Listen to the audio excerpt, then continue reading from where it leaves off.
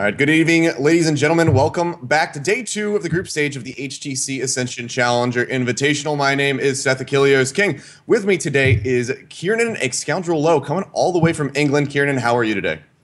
Absolutely brilliant, mate. I've had a really fantastic time watching you guys yesterday. I'm so excited to get onto the Rift with you. And we've got two really awesome Challenger NA teams here. And I'm super excited to cast them because I've seen Zenith play yesterday, and we all know about the Top Dog team. Got some really familiar faces on there. Now, you saw, I believe, some of the Zenith action yesterday. At least if you weren't casting, you definitely had a look around. How impressed were you by them?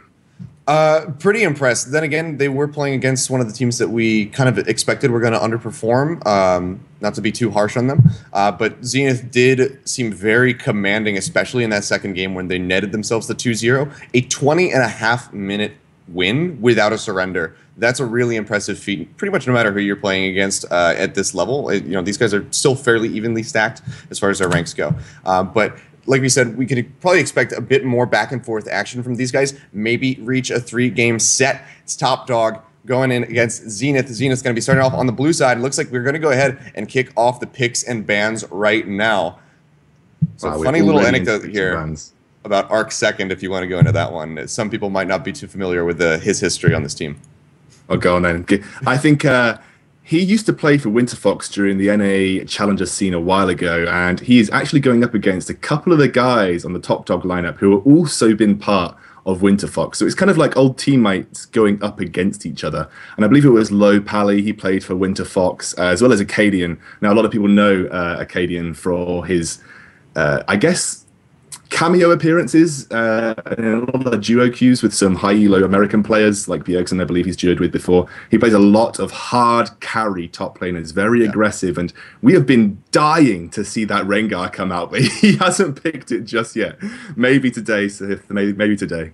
I can only hope so. It looks like we had an accidental ban, so client mess up, so we're just going to go ahead, get that taken care of, and go straight back into the picks and bans. Looks like the Evelyn was not supposed to be the ban. Looks like Tom Kench is actually going to be it. So they are, in fact, going to go ahead and bench the Kench here in game 1. So we will not see that one. Honestly, knowing Acadian, I wouldn't be too surprised if he decided to pull something like that Top Kench out of the top lane. Be something a little bit ridiculous for him. But like you said, that Rengar is so staple for him. I would love to see it because I don't think I've ever been able to cast it. I've cast Acadian many a time, and I've never gotten to do the Rengar before.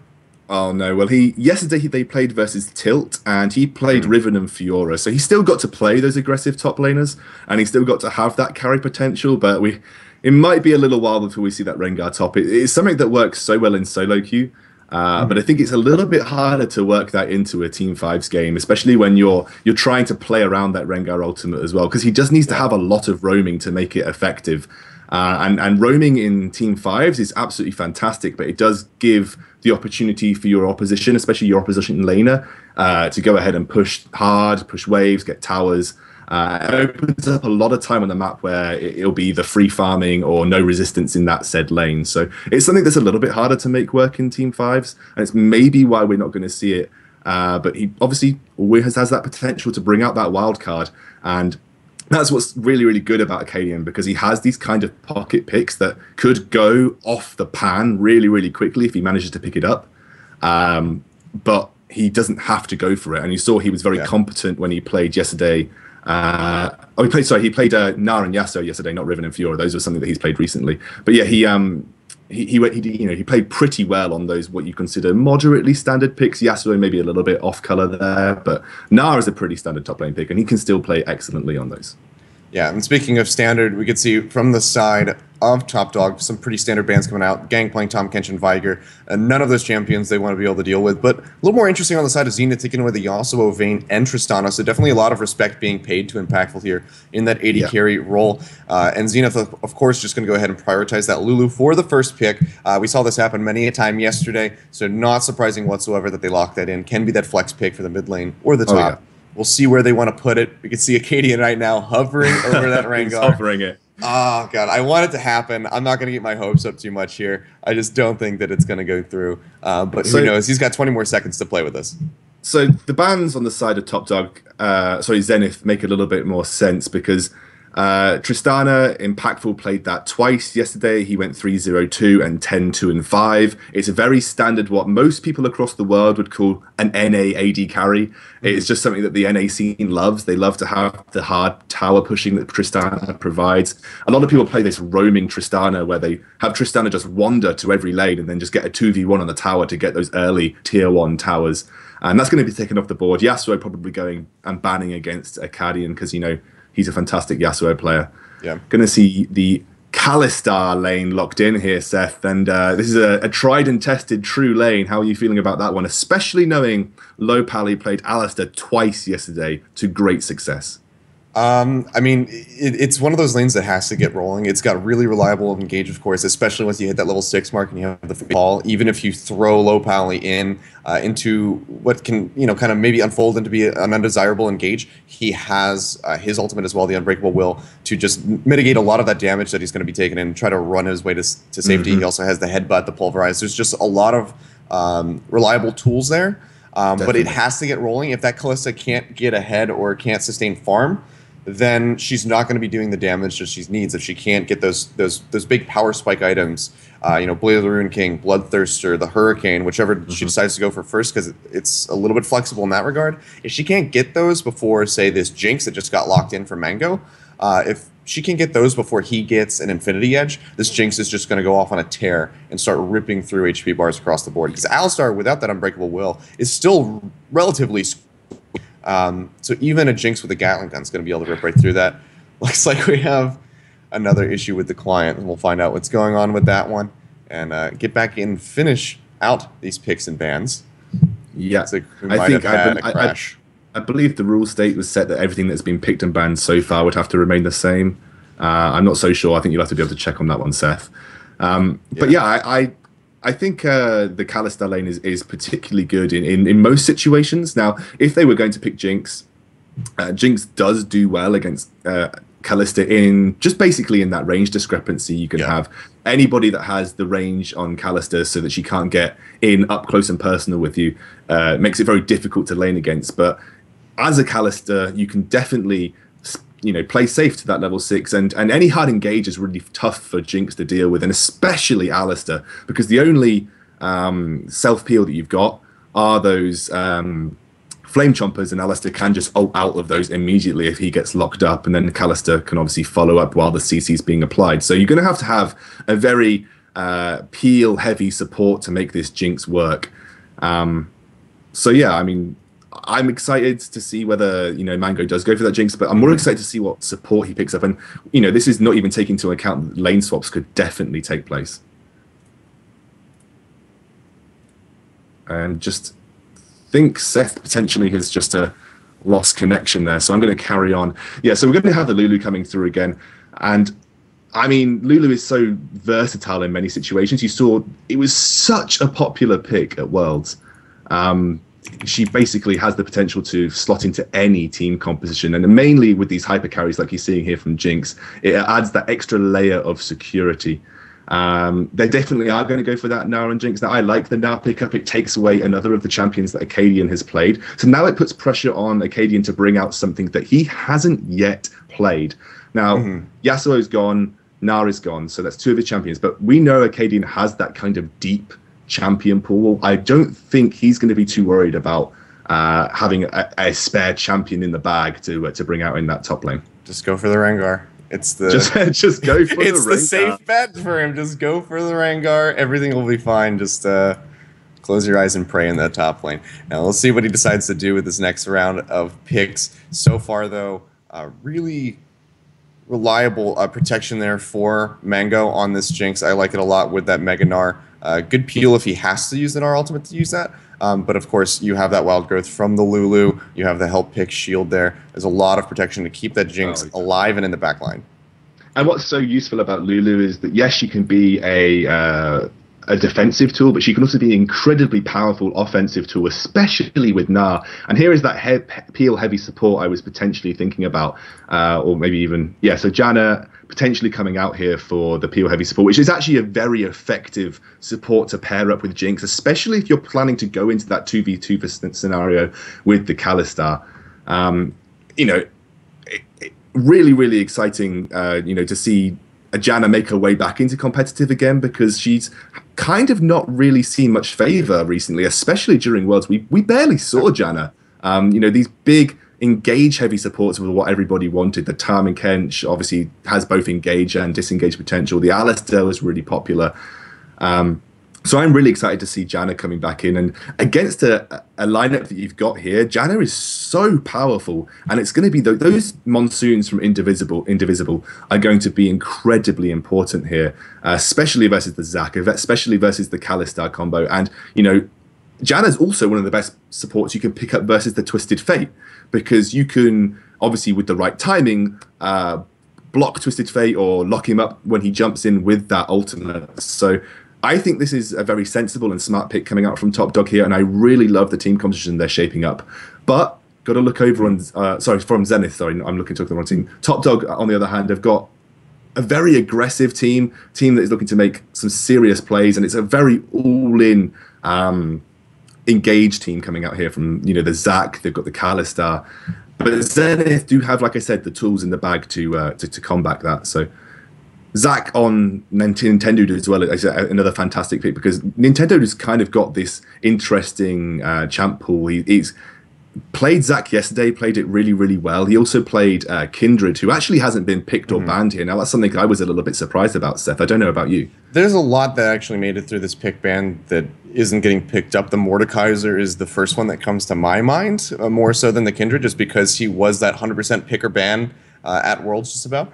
So not seeing that one come through is a little bit interesting, but maybe because it's banned so often, these 80 carries haven't had too much time to practice it, and they don't want to bring it out here. But who knows? The Zac's certainly an interesting one. We saw it actually come out yesterday in one of the stream games between Lion and DZG Fire. Wasn't played that well. I believe it was Fire that actually used that one. It looked a little bit questionable. Was kind of excited to see it at first, but Nintendo, like you said, played it yesterday, did pretty well. So hopefully you can have a repeat performance on that one. But we'll be going up against Contracts on this Lee Sin. Very punishing early on. Likely going to see some invasion plays by him. We'll have to see what happens. When we get onto the Rift, we're going to go to a quick little break. But before we do, we have an interview with the coach from Zenith, and he talks about why he thinks that Zenith is going to do well and what he thinks about the NA talent pool and why people sort of think that it's very limited. He thinks that it's a bit larger than people seem. They just need to give NA talent a bit more of a chance. So we're going to throw it over to that. When we come back, it's going to be Game 1 versus Top Dog and Zenith. You see some LCS team like dropping people or replacing, or some people are retiring. Those LCS team, they're right now on Reddit posting, we're looking for, Cloud9's looking for support in jungle at the moment. Where if these tournaments are out there and you do well in these tournaments, they'll come to you be like, hey, we saw you in this tournament. Your team won, or maybe your team didn't win, but you did really exceptionally well. Do you want to try out, or hey, we want to pick you up? This is why I like this tournament, because it makes the younger talent, or the talent in the North American Challenger pool, the ones that can't really be seen a lot because they can't show what they have, and the only thing they can show is by solo queue, and some people think solo queue is like nothing. Like, this is really good opportunity for just players. For players, this is like these tournaments, like if we had it every month or once a month or once every 2 months, they'll be like really great. And it's a really good opportunity for like anyone that's part of it. It's giving kids like a chance to go for their dream. Like, esport is supposed to be fun, it's supposed to be competitive, but where as a coach, like when I look out for free agents, it's so sad to see such a small pool, and that we have to export from other regions. And then when we do that, the Reddit community or the league community looks at us, be like, wow, NA is shit because we're exporting from China, Europe, and Korea. It's like, no, it's not because of that, because our structure is really bad and we can't give, or we can't, it's harder for us to scout talent. So it's easier to just scout talents in other regions because they do a better job of cultivating the talent or showing that talent. So it's not really our fault. It's partially our fault, but partially just the whole NA community's fault for not, like, doing our best to help our fellow peer and just being selfish.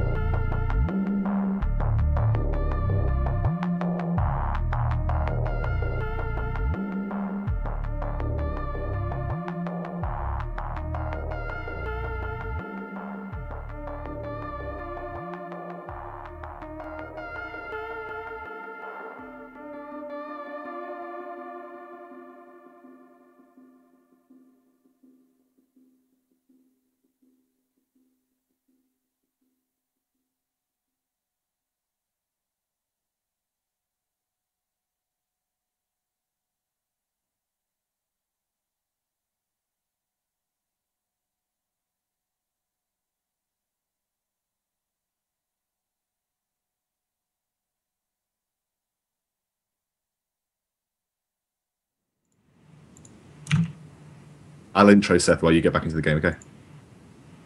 Welcome back, ladies and gentlemen, to this first game of the HTC Ascension tournament. And we have Zenith eSports versus Top Dogs. We do have my current co-caster Seth just getting back into the game here. I believe he had. Yeah, we just had some PC issues, but it's all good, guys. We got it all sorted. I'm just going to talk a little bit about these teams because I didn't get a chance to do it during Champ Select, and absolutely, I want to mention it. Yeah, I want to mention a little bit about Zenith. I mean, these guys are people you've probably never heard of. I mean, Arc Second played for Winterfox, but iMysterious, Contracts, The Intense Mango, Indivisible, they're kind of like guys that are solo queue, challenger gods, essentially. They're up there, they're competing with the very best of the talent that NA has to offer. And everyone is talking about, where is our NA talent pool? Where are we going to bring new players in that are homegrown? And well, Zenith eSports is where you're going to find them. And you need to keep an eye on these guys because they could be incredibly big and successful in the coming LCS splits and in the next few years. And Seth, they're going up against the old boys. You've got Nintendo X, you've got Impactful and Low Pally. They've been around for a very long time. So it's like young blood versus old blood here.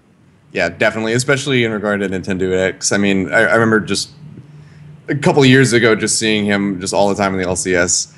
So seeing him back in the action and maybe trying to requalify is really kind of heartwarming. I don't know. It's good to see him back. I mean, especially, he had that whole scare with some medical issues a little while ago. I'm glad to see that all of that has kind of been taken care of and that he's doing well and is back, in tip-top shape to perform here. And show off his skills, show that he's still a very relevant player in the challenger scene and maybe in the LCS. Low Pally going aggressive in the bot lane, though, with that flash pulverized headbutts back. Mango is not taking too much damage, though. You see that exhaust and flash did come across from Indivisible. Heal burned as well by Mango. Overall, really good trade by Top Dog in that bot lane. 3 summoners for 1. I mean, people spout enough about this, but it's that level 2 power spike, and it was perfectly abused by Top Dog's bot lane there, Impactful, Low Pally. And Low Pally has one of the best level 2s in the game, especially with the use of that flash. You can displace whoever you choose to in the, in very, very big fashion. You saw it there. Indivisible caught off level 1, didn't have the talents or the skills, didn't have that tornado to try and stop the engage going through.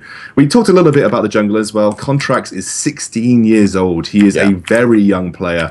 So this is going to be his first real taste of 5v5 team play, especially at this kind of level, and he's really stepped up to the mark. Now, the interesting thing about Zenith eSports is that we didn't really get to see their full potential yesterday because, like you said, they were playing a team that everyone kind of expected to lose. We didn't want to say it in that too much of a mean way, but that is essentially what people were expecting. And already we could see a little bit of a head-to-head between Contracts and Nintendo. Nintendo's jumping across the wall, or was potentially jumping across the wall. Contract's going to be taking away that River Scuttler for a bit of vision and a little bit of help for his top laner. Not that he needs it, because he's getting pushed in pretty hard by Acadian right now. Yeah, well, we can see Contracts is on the roam up to this top side. Acadian, no vision whatsoever. Dashes forward, gets the slow. Yeah, he's way too far forward right now. Contracts with that red buff as well could slow him out. Throws out the crippling strike. The Sonic Wave not going to connect, however. Acadian blows the flash and gets himself to safety, but going to have to play much more cautiously and get some vision control. You can see he does throw down that Trinket Ward in that top try brush. Give himself a little bit of coverage, but gonna have to be more cautious moving forward from here because you extend on a Lee Sin. Next time he lands that Sonic Wave, you're not going to get out alive. That was Acadian. He goes right back in. For it. Yeah, now he's taking a lot of damage on the back end of that one. The Hyper Stacks really working through the damage. The flash forward, the Sonic Wave connects onto KT Smurf. He goes forward with a Resonating Strike, finds the kill, goes over to Arc Second. First blood for Zenith eSports.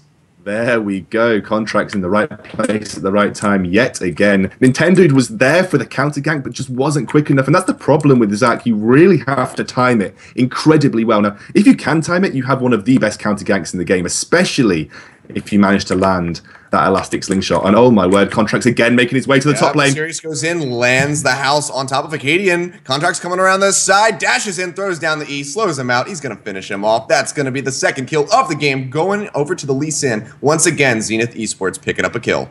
Huge pressure being put down by Contracts here. He's abusing the vision, or rather lack of vision, coming out from Top Dogs incredibly well, and so aggressive in the early portions of the game as well. And I got to say, Acadian, we said he's an aggressive top laner. I did not expect that level of aggression coming out from him already. Burnt his flash, already using that blade surge to jump aggressively onto I'm Mysterious, putting the damage down. He took a really bad trade in that top lane just before the first blood, or just after the first blood came down there for Zenith eSports, and that was put him on such low HP. And then obviously Contract saw that had happened. He had obviously had a bit of communication from his top lane and moved up and managed to secure the second kill of the game. So a great start of what actually has been a pretty standard setup so far for these teams. A small double jungle, but we have that 2 versus 2, that 1 versus 1, and no crazy invades coming out from either junglers. I believe Nintendo did take away a Wraith camp, but almost insignificant because he was just a little bit late to the party in that mid lane counter gank. Yeah, I mean, you can take away the Wraiths, but when your Lee Sin gets a kill in the top lane, it's going to make up for that exchange quite significantly. We see Acadian yet again trying to go aggressive in that top side of the map. Contracts walks out of the brush. It's going to stave him off immediately. He does have that CS lead on this Aurelia so far, so he's still trading quite nicely as far as gold goes. But speaking of trading, meanwhile, in the bot lane, Mango getting aggressed on, has several of those spears stuck inside of him. That's going to be the E right there for the Rend. Rips out that HP from the Jinx. Might send her packing back to the base. Looks like it will, in fact, but they're right at that mark. They can get the BF sword here for both the Skalista. We're going to get a rinse and repeat in this mid lane potentially, and actually, looks like Acadian is heading down to a Contract, sees it. Here comes the Nintendo X, gets a double pop up. Now he's just getting a lot of damage pushed on. KT Smurf just kind of chilling out. Looks like he might have had a disconnect, but no pause coming through. There it is. There we go. Now, what has been so interesting for me, especially if you just look at the item choices so far for Contracts, he has said that he's going straight for the Brutalizer. He had that gold from that kill that he picked up in the top lane. He's foregoing the ability to clear camps a little bit quicker, going for that ability to put pressure down on the map and potentially get more kills, but basically saying, I'm here to do some damage. And that is great from a Lee Sin. I love that from a Lee Sin player. They have the confidence to just go for that early armor penetration and extra damage, try and get as many ganks off as possible, and snowball the game that way. On the flip side, you've got Nintendo Dex picking up that Stalker's Blade already. So he's saying, actually, I do want to start clearing camps. Obviously, I'm probably not going to out-pressure Contracts on this Lee Sin. So I need to become useful in the counter gank, or I just need to be able to out-farm him. And you're seeing he's almost doubled Contract's CS, so he's definitely not been playing lazy for these last sort of 5 minutes or so. He's been trying to make his gold in other ways. So Nintendo's just showing a little bit of jungle smart there to deal with the, I guess, the little bit of the pressure, and then relying on his laners just to be a little bit more mindful of where Contracts could be on the map as well. The only worry I have for Zenith eSports is they are getting hugely out-traded in that bot lane. The stats in terms of CS is not reflecting it well right now, in my opinion personally, because he's kept up in CS, but every trade is being lost by Mango and Indivisible, and maybe that's to be expected, especially if they're playing defensive. But if you're trying to abuse the range, especially after the early flash was burnt by a low pally, then maybe you have that potential to abuse the range with Jinx. I guess because they lost 3 summoners very early on, they just had to go on that defensive play. Yeah, and just so you guys know, we are aware that the in-game audio currently not functioning. We're going to be looking into that to get that taken care of. Not sure what's causing that issue, but we'll get that solved away just as quickly as we get KT Smurf back into this game. Looks like he did just have slight disconnect issue, so we are working on getting him back online so we can resume this match and continue on our merry way. But yeah, so far, Zenith really showing up here. I was expecting... granted, this is the first 7 minutes of the game. We can't judge too heavily off of this. There's still plenty more action to come. But Zenith really showing up strongly in these first 7 minutes. 2-0. So far, this is already one of the most bloodthirsty games I think we've had on the stream. And it's only 2 kills in. Yeah, exactly. There's so much skirmishy action. Even before that first kill came out of the mid lane with ArcSecond and KT Smurf, they were trading back and forth and had each other down to about half HP, just consistently just firing out spells as much as possible to work each other down. It's just been really skirmishy so far. And I love to see that kind of action. Yeah, maybe Top Dogs can give KT Smurf a ring on their HTC phone, because definitely need to find out where he is. And he'll obviously have a HTC phone as well, because they're just the best phones. I don't know about you, Seth, but I dream about HTC phones. They abolish my nightmares, and they brighten my dreams. Guys, and if you are wanting to have real dreams and not involving memes, go and check out the HTC Esports Twitter, because you have a chance to win 3 HTC, I believe they're M9 phones. It's the M9 One, the M9 One. Team Liquid ones. Yeah, engraved Team Liquid ones. I mean, how amazing is that? You want to get your hands on some HTC One M9s engraved with the Team Liquid logo? Of course you do. Get yourself over to that Twitter, HTC Esports, and have a look at the offers they've got going. And in the meantime, I might even browse Twitter on my HTC phone, because hell, I love HTC just that much. And while you can all have a look at this back on an AlphaDraft replay of me talking absolute garbage about HTC, because, you know, AlphaDraft have brilliant replay services, and obviously any moment on this game that you want to go and have a look at, you know, plays made by Nintendo, contracts going crazy in that top lane, go and check out AlphaDraft. But do it on your HTC phone. Oh God, it's like I'm casting with Thorin. Oh, that's wonderful. That's one of the best plugs I've ever seen. No, that's actually not. I'm not even going to say I don't know if that's a compliment, because it's not. Don't say that. All right, I'll refrain. No, but really solid stuff there. I had to rep. But yeah, I mean, all jokes aside, we do have to give it up to them. Without HTC, without AlphaDraft, this tournament would not be happening. So very much thankful to those guys for putting this on, so that these challenger teams have an opportunity to see where they stand prior to the challenger series, which is what it's all about. Because these guys want to get to the LCS, and we want to see them get to the LCS. Yeah, and this is a fantastic. I mean, it is one of those things that needed to happen for the NA scene, and I think more of this could even spawn more interest in the NA challenger scene. Yeah.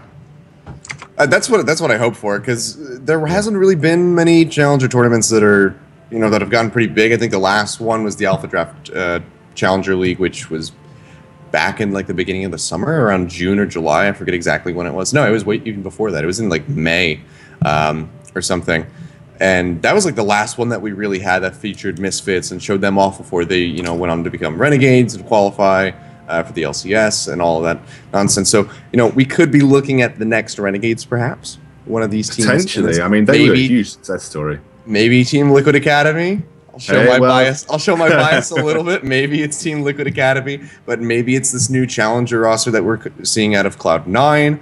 Tabula Rasa. There's a lot of really strong teams here. There are some hugely amazing teams in this tournament, and it's such a fantastic showcase of the talent that I think people have been complaining since Worlds that NA needs to provide some homegrown talent. We can't keep importing.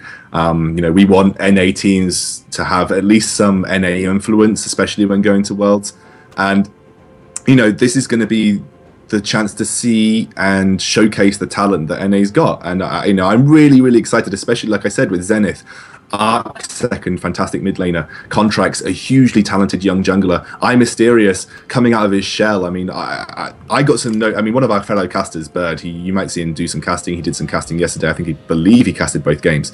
He got some incredible notes from having chatted with the Zenith eSports head coach Axel, and the passion that Axel's got for his team is just absolutely fantastic.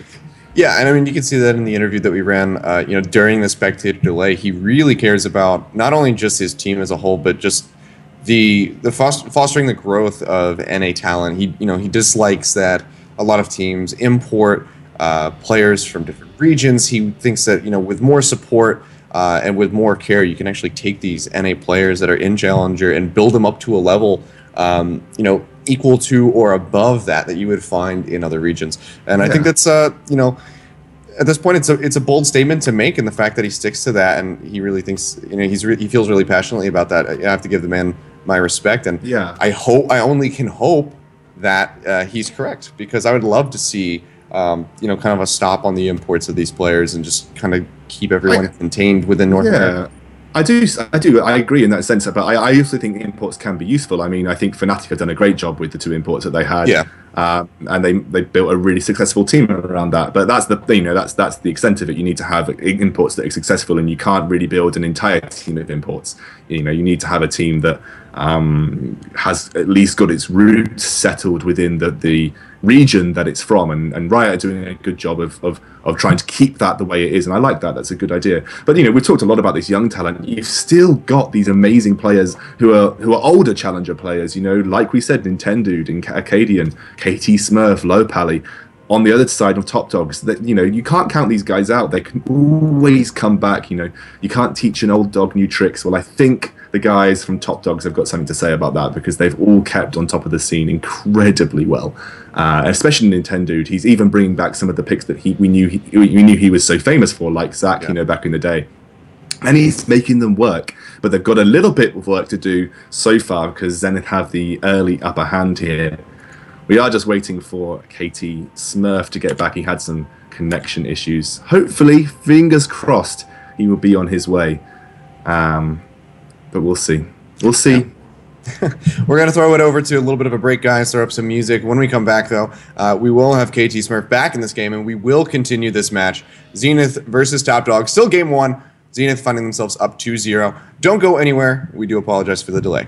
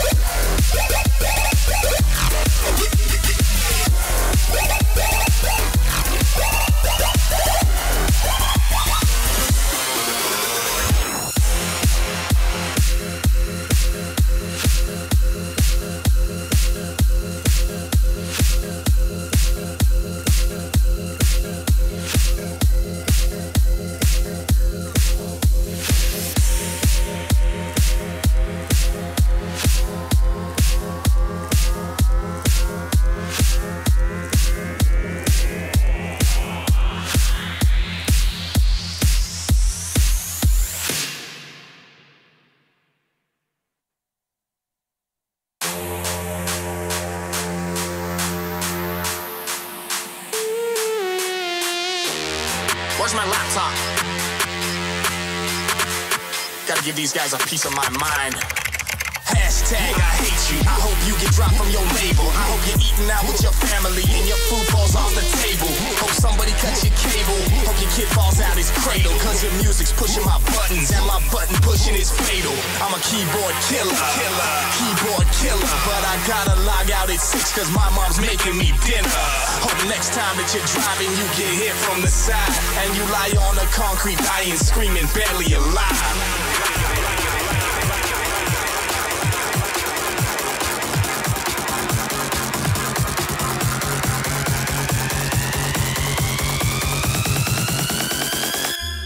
Keyboard killer.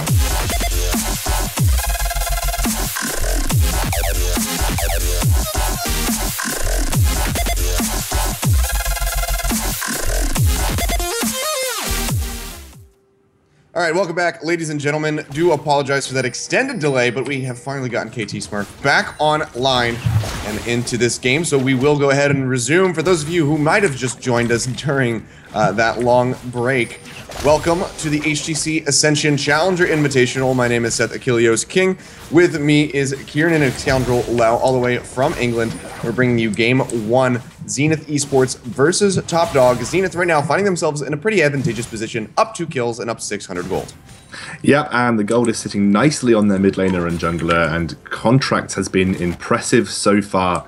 7 minutes into the game, already impacted 2 lanes quite heavily, especially Arcadian in that top lane. And like I talked about, that aggression that he was showing actually paid dividends for Zenith because they managed to pick up the kill from it after burning the flash too. And even having burnt that flash, having only that ward, in Trinket ward, and that expiring pretty quickly, he still played that very aggressive style, and Contracts managed to punish that. And it looks like he's attempting to go and punish it once more, heading up towards, oh no, maybe trying to stick around this mid lane here for KT Smurf, who is on that Twisted Fate, just clearing the waves out here. But Arc second, not available. Oh, Contracts coming in. Yeah, does go in, gets the slow, gets the ward, kicks him back. The gold card's going to come out, stun him up. Looks like he's going to try to retreat up the river. That Sonic Wave is going to be coming off cooldown relatively quickly, but it looks like Contracts is just going to go ahead and say, you know what, I think I've pushed him off this lane well enough. He's fine to go ahead and back off, being on the top lane. Still trades coming out here, Arcadian just trying to aggress as much as possible. Impactful though, gets locked up by those flame choppers in the bot lane. He flashes away from the Super Mega Death Rocket. Good timing on that one. Would have been certain death for him. Keeps himself alive for the time being, but that is going to be flashed down. Still has heal. We'll have to see if he decides to stick around. Looks like he will do just that. Yeah, actually, Contracts gave up the chase onto KT Smurf just because KT going that very standard currently rush of the Ionian boots and then into the home guard. So he himself, having no boots, couldn't chase down the tier 2 boots. Twisted Fates, and knew he had to give up that chase. Top lane, yeah, definitely some aggression coming out. Arcadian's starting to struggle versus Mysterious now. Mysterious has got a slight item advantage with the Dorans and the longsword over Arcadian. But Arcadian is going to probably push this wave out, head back, and try and pick up some of his own additions to his current inventory. And that bot lane, that happened so quickly that I actually managed to miss most of the action, but like you said, it was just a good flash coming out from Impactful, managing to dodge that Super Mega Death Rocket right at the end. I'm not sure it would have killed him because of the changes to Jinx that she had a while ago, meaning that sort of shorter range Super Mega Death Rockets just aren't as effective anymore. So I'm not totally sure that Impactful's life was completely in danger, but better safe than sorry, right? Yeah, it might not have executed, but I think that had it connected, it would have led to a flash forward by Mango and Indivisible, and probably would have led to a kill with, you know, that increased range that you get from the rocket. So I feel like even if the execute didn't go through, even if the execute didn't go through, he probably would have died for it in the long run. But yeah, just good reaction on him to identify that the rocket was coming at him and flashed away. So good reaction there. Contracts though, taking another visit to this mid lane, not going to be able to find anything this time around. So go ahead and back off again. Early Sheen coming out from Acadian as well. I wanted to point that out in that top lane. That means he's looking to get the quick trades off, looking to duel, because obviously when you do pick up that Sheen, you are looking to exploit the damage that it provides you as much as possible. When you go for the Phage, you're looking for the more extended trades with the Irelia, because it means you have that movement speed increase, gives you a little bit more sustain with that health, and also just that flat damage. With the Sheen, you're just looking to get that burst off, looking to queue up your skills so that you're getting maximum efficiency out of the spell blade. And you see here she's trying to go for it, but gets caught on the back of the boomerang blade. Yeah, really good timing by Mysterious right there to throw that one out, slow him. Ooh, it's going to be KT Smurf going aggressive in this mid lane. Let's Bounce comes through as Nintendo X flies in from off the map and just finds themselves that kill. Good flash away by Acadian. Will avoid that Mega Gnar stun into the wall. But that's Top Dog getting themselves on the board here, finally picking up a kill and actually swinging that gold deficit right around now, finding themselves 600 up. Mango getting aggressed on in the spot side as well. Impactful gets exhausted out by Indivisible. Just throwing out those spears, trying to get some passive damage to make this trade worth it. And I think that they do, in fact. Looks like Top Dog coming out on top of that one should send the bot lane of Zenith at least back underneath their tower, if not back to the base. It's been really hard for KT Smurf to make any impact across the map so far, because Top has been so aggressive that he's been unable really to get involved in these fights, because there's just so much happening. And bot lane has been pushed in so hard by the Top Dog lineup that actually going bot without a full-on tower dive would be very difficult for the for KT Smurf right now. But they're going to try and consolidate after getting that kill in the mid lane with some damage and potentially taking down this dragon too. Contracts is used that Sonic Wave, so I don't think he's going to be able to get in, and nope, Nintendo safely smites that away, but they're looking for an engage here. Yeah, that Monsoon is not going to connect, however, or rather the Howling Gale's not going to connect, so looks like they're not going to be able to capitalize on anything off of that one. So Top Dog taking away a dragon with relative ease, only eating a Jinx Rocket to the face, but nobody was really low enough for that to matter too much. You see Contracts pushing forward into the enemy jungle down around that bot side of the map, but he's not going to find anything. Everybody's already backed off to heal up, or at least reset back to their lanes.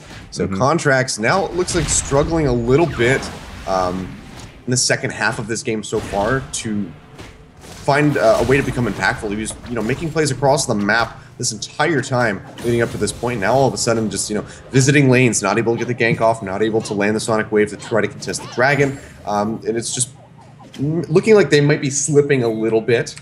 But then again, still only 13.5 minutes into this match. Any man's game, and gold pretty much evened up. But that dragon, as these items start coming in, they're going to start stacking up. Arc second blows the flash straight away as the Nintendo X comes flying in from the sidelines. Yeah, and he's making great use of exploiting poor vision from the Zenith lineup. Now, one of the things that was mentioned yesterday is that Zenith were very lax on their vision versus the Storm team that they played. Here's the first TF ultimate of the game. Smurf coming up to the top side, locks in Mysterious with that gold card. He's going to go down. Acadian makes quick work of the rest of that HP bar, and the Gnar falls. Aurelia picking up his first kill of the game. All of that aggression finally paying off with some help from the Twisted Fate. And this is right back into this mid lane. I have to stop you right there. Nintendo just coming in, trying to stop Arc second from this push onto the tower, which is already down to half HP. Sonic Wave not going to connect, so Contracts not going to be able to try to get a Dragon's Rage to kick him out. They will get some good damage out. Oh, he flashes in, gets the kick. Sonic Wave goes through. Resonating Strike pops the passive. They should be able to burn this one down with relative ease. Looks like Nintendo X is going to find himself dead for the first time in this game. Yeah, bot lane as well. Low Pally goes in. Huge Rend stacks going into Mango. He gets popped by Impactful. Mysterious coming in with the teleport, but Acadian is going to match that one. Low Pally going to posture back up, maybe to get the re-engage. Now Contracts and Arc second, pinching down from the top side. Looks like they will not find the engage, however. Sonic Wave connects. KT has the gold card pulled. Those wild cards ripping him down to half HP. Impactful Low Pally waiting on the other side of this wall. Looks like this will be the general disengage, but my god, action across the map on all fronts. So, first of all, I'd really like to pick up that I loved that TF ultimate coming out from KT. It's made the Ionian boots with the home guard slightly worth it now, because I feel like he was struggling to have an impact with that ultimate. Secondly, crazy engage down that bot lane. I mean, what happened there?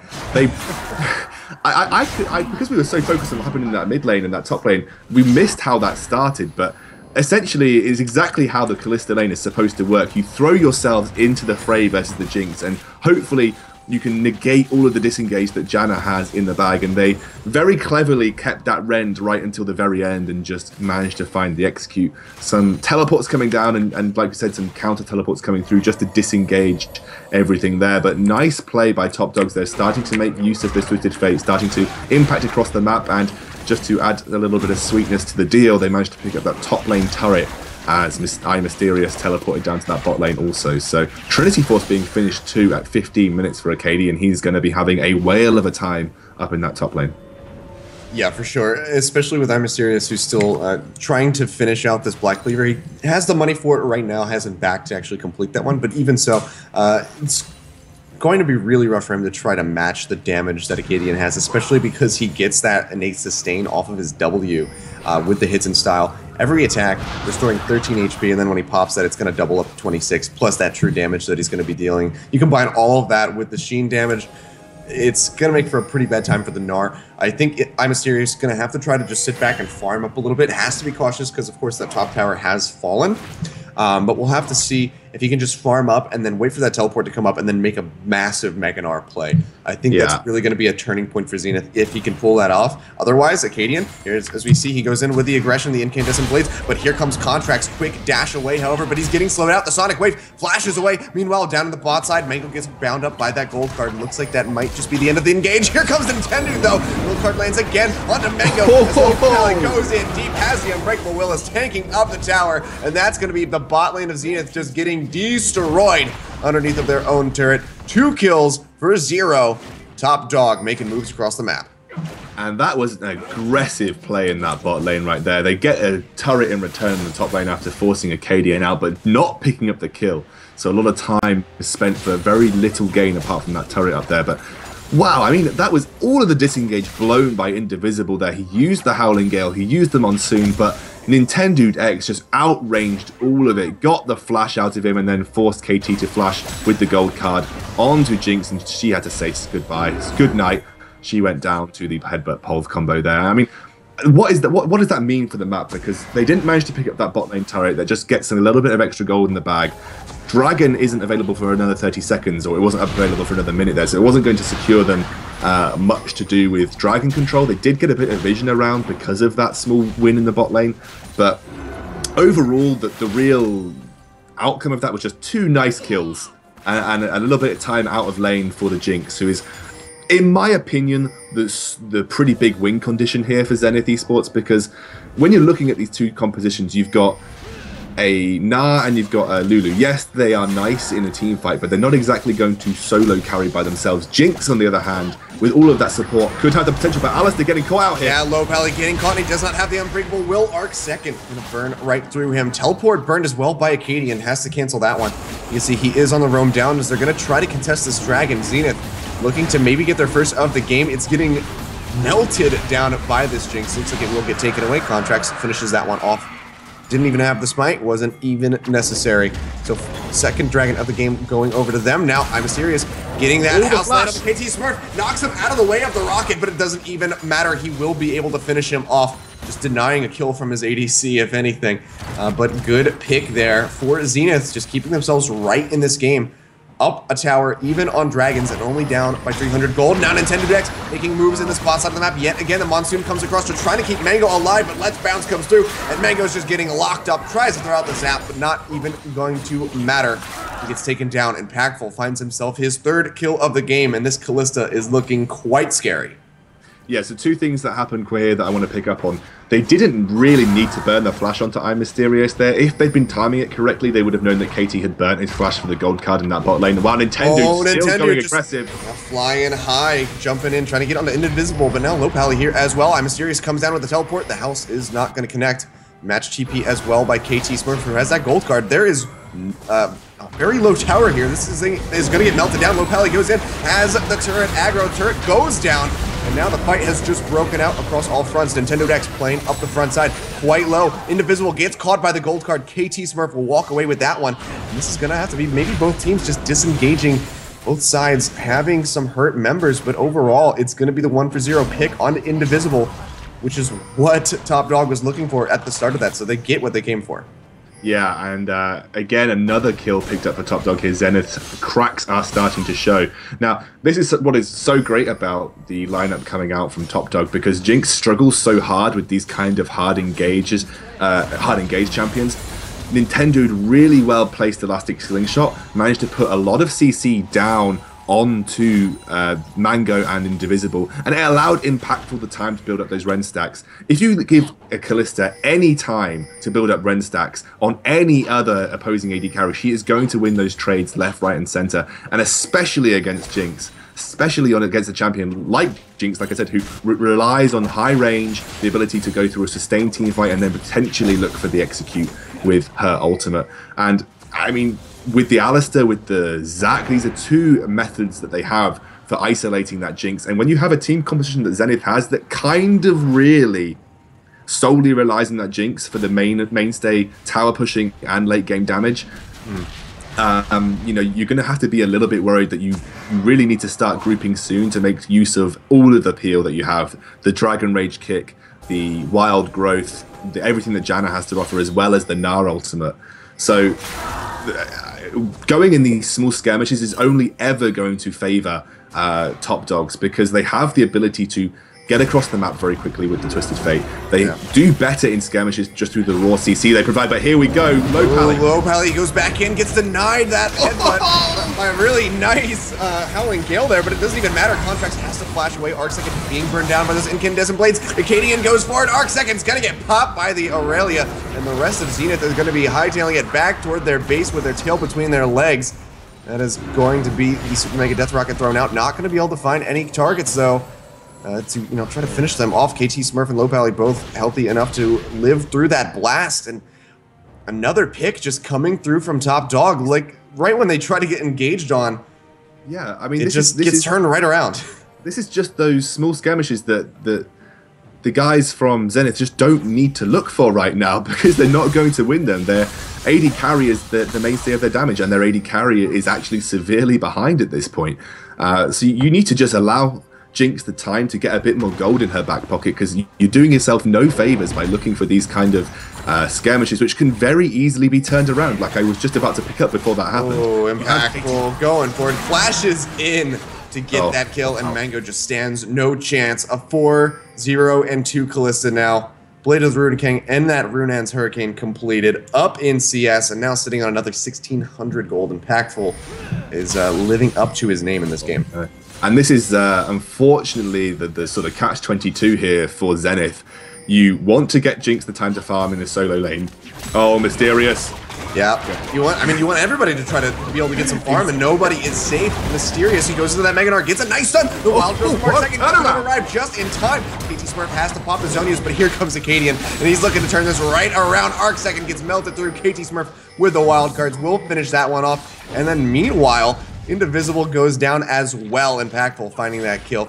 Nintendo, he gets his passive pop, but I think he's going to be quite all right with that one. It's a 2-for-1 across the board. One going down on that bot side of the map. And it's such a multifaceted team composition coming out from Top Dogs as well. They have a really good team composition. They have a good pick composition. They have a good skirmish composition. But not only that, they've got a pretty decent split push composition as well. So they can deal with every situation that Zenith tries to throw at them. You want to get some solo farm on your AD carry? Well, we have champions that do really well in a 1v1 scenario, especially in a split push. Callista is a really solid 1v1 champion in an AD carry duel. You have Twisted Fate, who split pushes very well, not really for his 1v1 potential, but for his ability to get across the map very quickly. Irelia, incredible 1v1 potential, and has that teleport to get across the map too. So there is so many areas that Top Dog's composition can win out on, that this very one-dimensional team comp coming out from Zenith is now starting to struggle, especially when, like I said, their only win condition is probably performing the worst on their team right now. Not through really much fault of his own, but just of how well Top Dogs have played it. And Nintendo, he says he wants to go again. Yeah, and he's going into I Mysterious. KT Smurf, though, really far apart from the rest of his team. Contracts with the Dragon's Rage will finish him off. Mysterious quite low. He's down to half HP, but he gets a huge Mega Gnar stun. And now Impactful gets popped, and that's going to be the shutdown. Going over to the Gnar. Low Pally going down as well. A double kill for Contracts. And that is the pick that Zenith needed to get themselves right back into this game. And they have eyes on Baron right now as they zip their way over. Nintendo is alive. He does have the smite. Could we see the drive-by steal? The drive-by steal, boys. Nintendo is looking for it. He really wants to get that elastic slingshot. A lot of damage coming down. Acadian wants a piece of this action here. Have vision of it. He's getting set up. He goes in, but he's denied by the Monsoon. Can get into Let's Bounce, goes off. The Baron's still sitting at 2200. They kick him back, and now Acadian running interrupting on the other side of the map, and he's just getting melted down. Looks like he will go down. Nintendo, he smites too early. Cannot confirm the Baron. That's going to get confirmed by Contracts. And that's going to be 2 more kills picked up for Zenith, who just blew this game wide open, now with a Baron in their pocket, down a turret, but just about tied in gold, if not up a little bit here. Zenith, what was that play? That was a 5k gold swing, I believe, there. It was a huge play by them, and it all resulted from Top Dogs not respecting the ability for Gnar to turn around and get that kind of engage. And when you're dealing with the team composition that Zenith have, like I said, there is that one facet that you just need to undo, and that is the Jinx. Well, Jinx was completely untouched. They managed to take out KT, who is a huge piece of damage. Oh, impactful. He gets caught yet again. Contracts just ripping through, and they find 2 more kills. They lose the Dragon, but I don't think that Zenith is going to worry about that too much. 2 more kills picked up, and this is a lot of push pressure that they now have in this mid lane. Yeah, and this is going bad to worse here for Top Dog. We are just seeing another DC potentially here coming out for Indivisible, but this is going from bad to worse because, you know, you have this team composition from Zenith, and like I said, I've mentioned it a few times, it has that one real carry factor, which is the Jinx, but she's so good at tower pushing by herself. You don't really need to run a tower push composition, you just need to have that team composition that can build around her, and she will be your entire portion of tower pushing coming through. So she's, you know, after having picked up 2 major kills, arguably the 2 huge carries on the side of Top Dogs, not even arguably, the 2 huge carries on the side of Top Dogs, they are going to be able to get a lot of bang for their buck. They're going to potentially be able to pick up 2 turrets here. They have good siege through Lulu. They've got decent siege as well through the Gnar and the Jinx. There's a lot of things going their way just from that huge play around the Baron Pit area. And I think bit overzealous from Top Dogs to make that kind of play as well without really respecting the engage. I just feel like they got a bit cocky. They were winning engages left, right, and center. They thought we can engage whenever we want, and it will be absolutely fine. Well, it just wasn't, and that was a beautiful play by Mysterious to lock up some huge members, and especially Impactful, whose positioning has been top notch up until this point. Yeah, he was playing oh so well, and then all of a sudden just really questionably positioning himself. Looks like Indivisible has reconnected into this game, so we should get this pause taken care of and get rolling back into this match momentarily. But yeah, like you said, it seems like some wildly overconfident play. Just misplaying, not, you know, just treading in the wrong areas of the map. Their vision control suddenly from Top Dog lacking severely forward into the enemy jungle, where before it was quite dominant. We're just not seeing that right now, and they're paying you know, loads for it, because now where they had such a pretty commanding lead, and it looked like they would have been able to close the game out fairly convincingly, we now find Zenith up about, what is this, 1.9 thousand gold, still down a tower too, so that's another objective that they can equalize with that tier 1 bot turret that still stands on the side of Top Dog. Down a dragon, but that doesn't really matter. Once you get the first one, it doesn't really matter until like 3rd comes up. So as long as they can test the next dragon and keep it away from Top Dog, then they'll still be doing well in that regard. But picking up the Baron, you can see, you know, they're going to get ready to be moving up this mid lane. 2 members down, KT Smurf and Impactful. So with KT Smurf being down, the wild cards are gone, which is a massive amount of your wave clear. You have to rely on Acadian with the incandescent blades, and that's a 60-second cooldown. So this is going to be a really rough push for the side of Top Dog. There's only a couple of saving graces here for Top Dog. None of the kill gold has gone over to Jinx, so she's really relying on her farm and global gold to give her the input into her item build so far. All of it has really gone on to Contracts, who is unbelievably 607 right now. I mean, he's had 100% kill participation. We just have to highlight that there. Every single kill here for Zenith has had some kind of participation from Contracts. That just shows you how active he's been. He didn't rest in his laurels after those 2 early kills. He has been making plays left, right, and center. Yeah. And unbelievable performance from this guy. He is going to be a shining star, I believe, for the NA jungle scene. And I just want to highlight, up until 2 months ago, this guy wasn't even playing jungle. This guy was a top mid and, I believe, AD carry player. That's how he got to Challenger. He got picked up by this team. They wanted him to go jungle, and suddenly he's just gone into the jungle and has become this monster. This monster that you're seeing right here, and he's 16 years old. The guy's got such a future in League of Legends ahead of him. And honestly, NA, you have got some really, really good talent. You just need to pay attention to, and Contracts is one of them. Yeah, I mean, especially with him being as young as he is, there's a lot of room for growth. With that right there. And this is one of the reasons why if you look at like Team Liquid, who recently picked up Smoothie, they opted to do that over Special or some of the other supports because he is a younger talent. He is somebody that you can kind of take and teach and foster growth in that competitive scene with him, and just kind of build up his potential.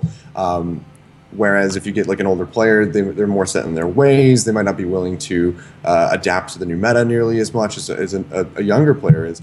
So yeah, players like Contracts, this is the talent that the teams need to be eyeing up. And I'm sure with all of the teams out there right now that are getting shuffled around, Impulse with their spot being open, Coast just got sold. You have TSM that's looking for multiple members for their team.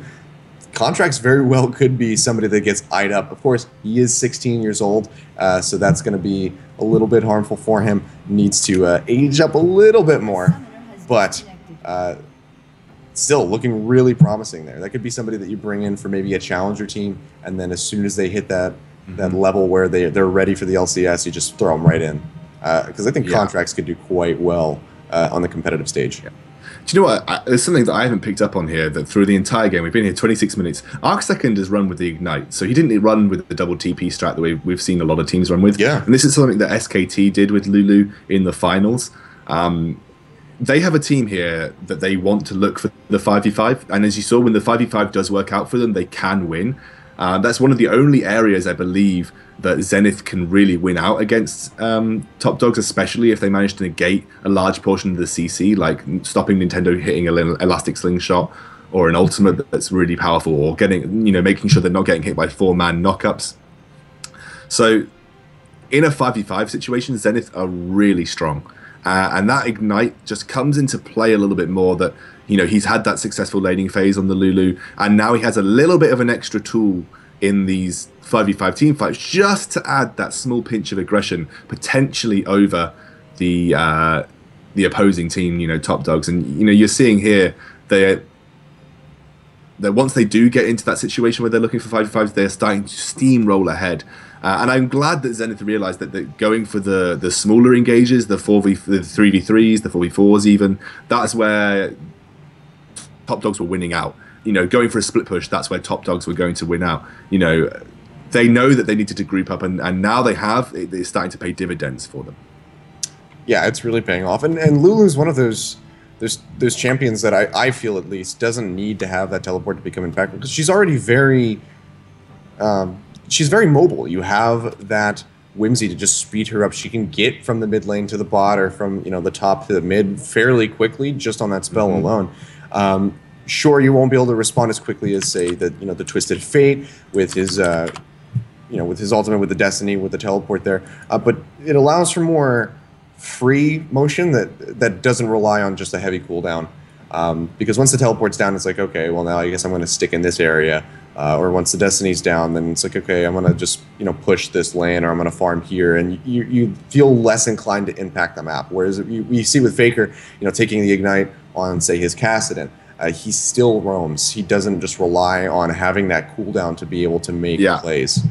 So I like that style of play. I hope that the double teleport meta kind of falls out soon, especially with Season 6 on the horizon.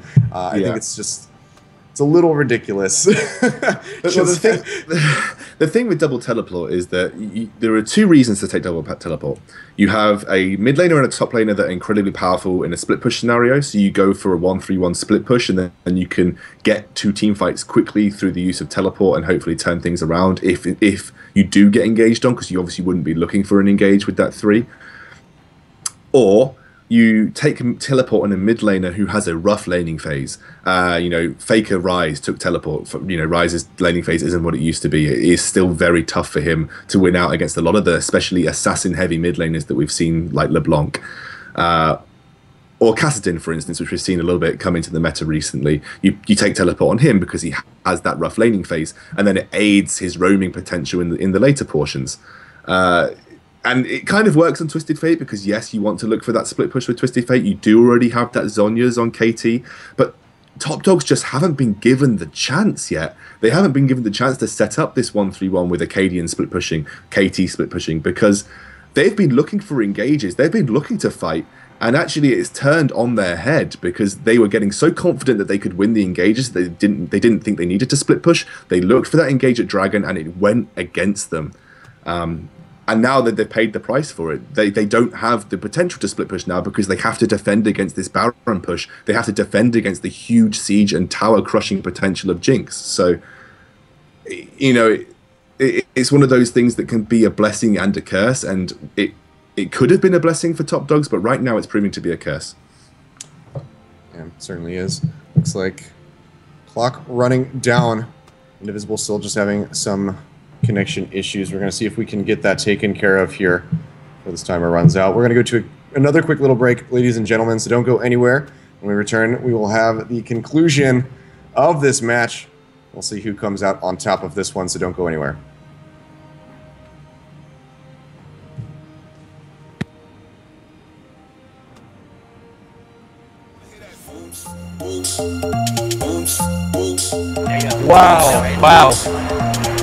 Wow.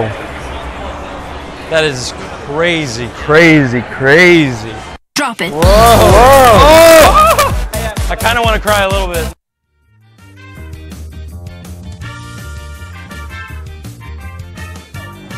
Before we talk about the vibe, can you remember your name, your tag, and your Twitter handle? Yeah. My name's Mango, and I'm sponsored by C9. That's Fat. Liquid Chillin'. PewPewU. Computer for my handles. Liquid Hungry Box. Well, yeah, my name's Alex. Alex19's my tag. I don't know. Dude, what did you think? Wow.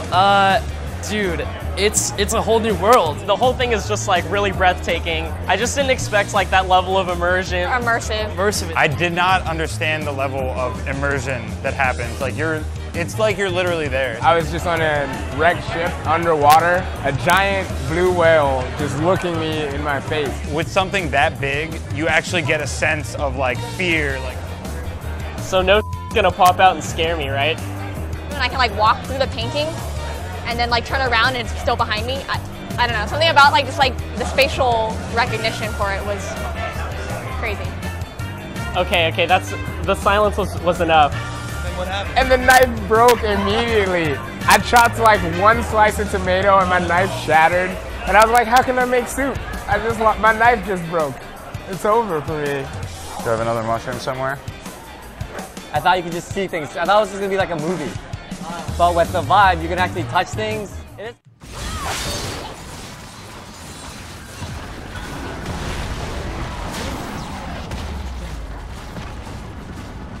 All right, welcome back, ladies and gentlemen. Unfortunately, Indivisible still not rejoining the game quite just yet. His team working out those kinks and trying to figure out where what exactly is going on with this connection. But Zenith have opted to play out the rest of this game 4v5 for the moment. Coming back in, we see they have taken down that mid inhibitor tower. Of course, Impactful and KT Smurf were down at the time, but looks like Zenith's feeling pretty confident in themselves at the given moment to be able to continue this match.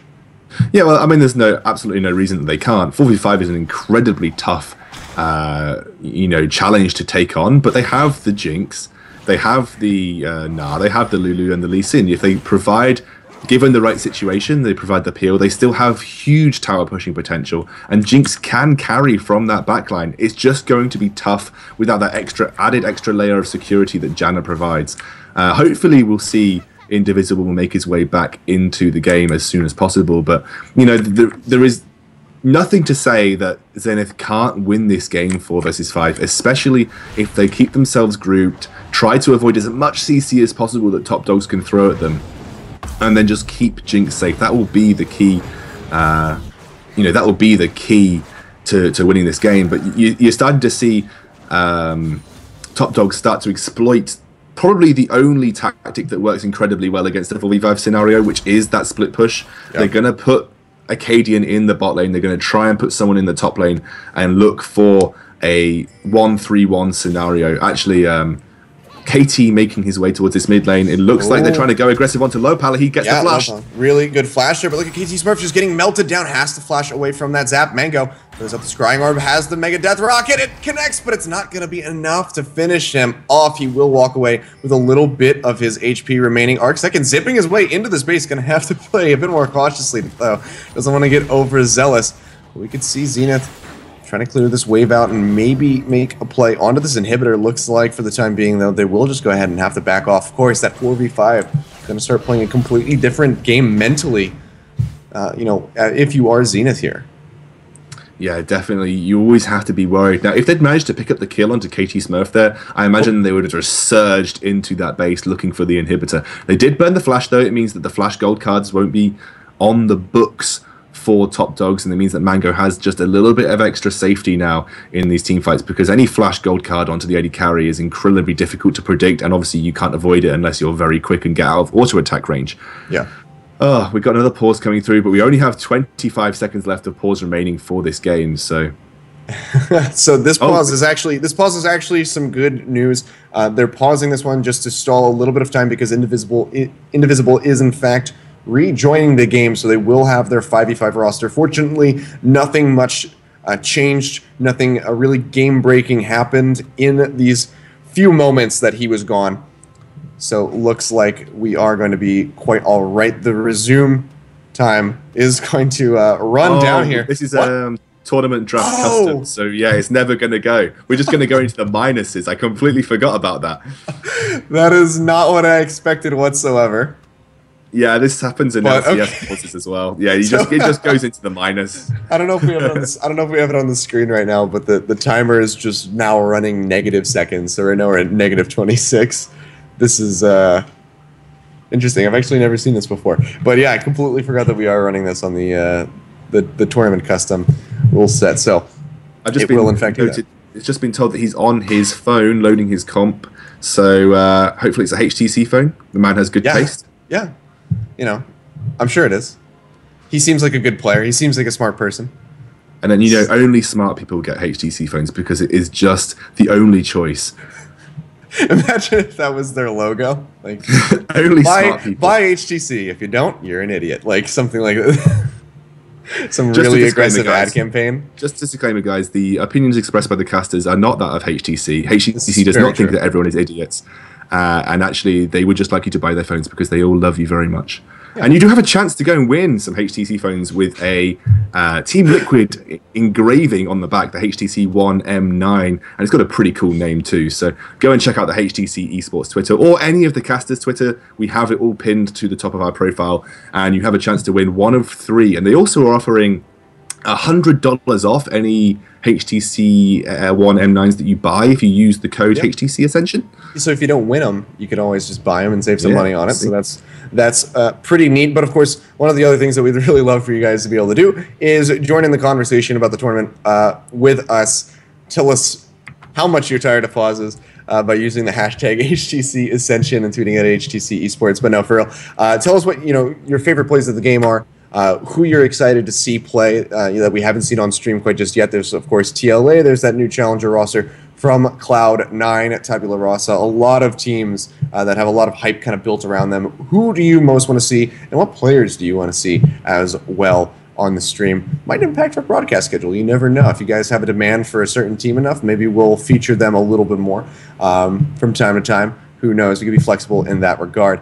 But for the time being, still just waiting for Indivisible to reconnect. We're told that he loads in very slowly, I believe, as Mango said. So he should be coming on momentarily, and then we can get this game rolling yet again. Yeah, and I'm looking forward to having a fair playing field coming through, the 5 versus 5.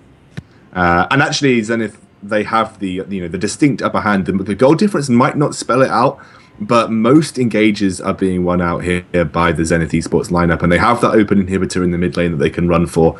The big minions, the Baron and the Dragon, they'll be on the field pretty soon, and I imagine they'll be the points of contention. They really, do you know what's really bugging me though? That tier 1 bottom lane turret is still there, and it's all because of the amazing wave pushing by the Top Dogs guys. They are just determined not to have that tier 1 bot lane turret go down. Yeah, I'm really surprised that one still stands. I mean, 30 minutes into the game, you have a Jinx on the enemy team, and they still haven't taken down the tier 1 in her own lane. That's pretty impressive there for Top Dog to be able to hold on to that one. And Jinx, do you know what's so amazing is that they've done so well with Jinx being the main point of the damage that actually she hasn't even got that many items. I think the real winner's story here for Zenith is actually Arc Second. He's been able to get some huge glitter lances off in these team fights, comboing with that Gnar ultimate. He's basically chunking down half to 3/4 of Impactfuls and KT Smurf's health with those really well-timed glitter lances. But they are, once or twice a fight, unless the fight is going on for an extended period of time. And we've just been told he's loading I Am Excited Indivisible, making his way back into the game. It's gone. The timer has completely disappeared now. Yeah, minus seconds have gone off the clock. Who knows what's going on, but all we know is it's a 5 versus 5 again. Yeah, at this point the game is just completely paused. But yeah, you touched on it a little bit there, Arc Second being wildly impactful. And one of the biggest things that you have to think about when you pick a Kalista after a first pick Lulu is that if you get that glitter lance on you, your leaps are going to be cut in like more than half every auto attack. So suddenly you can't kite nearly as effectively as a Kalista, and then you're essentially just a sitting duck, and you have to rely almost entirely on your team's peel. Granted, low poly on this Alistar, there's a good amount of that. You have the Let's Bounce as well as gold cards from KT Smurf, but even then, you're just so squishy that you're just going to get destroyed. So really good by Arc Second to just identify Impactful as the target and just consistently get on top of him. Looks like Indivisible right now, 99% loaded in. We're almost there, ladies and gentlemen. But yeah, this pause time, I think we're encroaching on World's like Fnatic game pause time here. I think we're hitting that point where we're just about to be there. I think it was 40-ish minutes or so for that one. But looks like Indivisible has reconnected, and as long as everything is okay, as long as he doesn't fall off immediately again, we should be resuming the game. Yeah, hopefully he's actually communicating with his team via phone instead of TeamSpeak, just because he's having trouble connecting to TeamSpeak as well. But he should be back onto the Rift very shortly. They are just waiting for someone. I think Acadian is having a bio break, so we're just waiting for him to come back now. And then finally, after more pause time than game time, we will be back into the action. And I know all of you probably spamming your resident sleepers. Stop it, because now it's going to be exciting. There's a few out there. Looks like both teams are ready. Here we go. 3, 2, 1. We're going to be right back into this game. So, last thing that happened, mid tower gets taken by Zenith. They tie up the count in that regard. Dragon still up in favor of Top Dog, but that gold lead very slightly resting in the hands of Zenith, as well as those very slight 2 kills that they have over top of their opponents. So overall, still a very even game, but now a 5v5.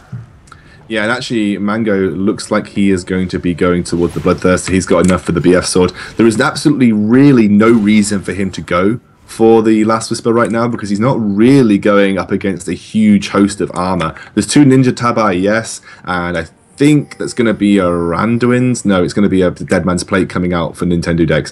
But, he's not actually facing up against that much armor as of yet. So he's going to go for the Bloodthirster. Not only does that provide him with the extra damage, but also gives him the ability to self-sustain during team fights, where if he gets a good amount of peel, even if the flash gold card comes through, then he should have the ability to just get the health back. Arcadian in the top lane looking to be that split push pressure, but right now Zenith saying they just don't care. They're going for that open inhibitor. They know they don't have to deal with a turret. They're looking for the 5v5.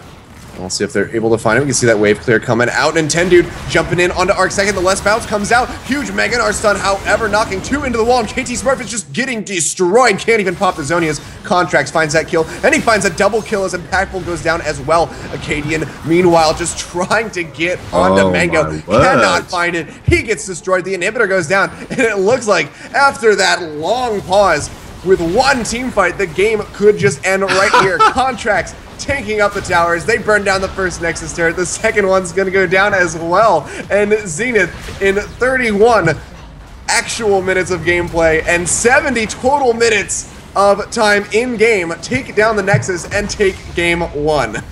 Holy moly, all of that waiting and it's resolved in just one team fight. One little fight. And that was just because Nintendo looked for the engage. Acadian was trying to flank with the teleport. They, really importantly, didn't manage to get enough CC onto Mango there. Yes, the ultimate from Nintendo managed to land, but it just...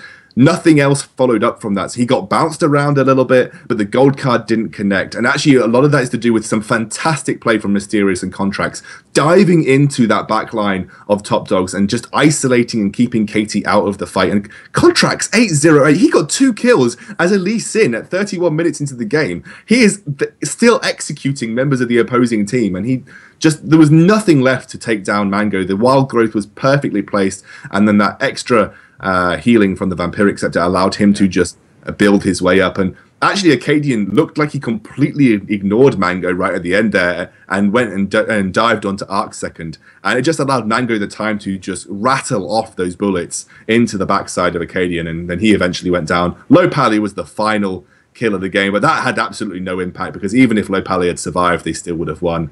Fantastic game by Zenith eSports. Came back from a 4v5 for about 2 minutes. And then, yeah, I mean, who knows what would have happened if they decided to continue in that regard. But yeah, really just explosive finish, just kind of like, and we're done.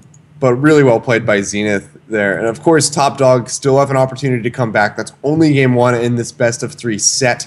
So we're going to go ahead, get this set up, get these guys underway to make up for a little bit of lost time. But when we come back, guys, after this quick little break, we will have game 2, and we'll see if Zenith can close out with a 2-0 over Top Dog, which would be pretty phenomenal, or if Top Dog is going to be able to tie it up with a 1-1 and take us to game 3. Don't go anywhere.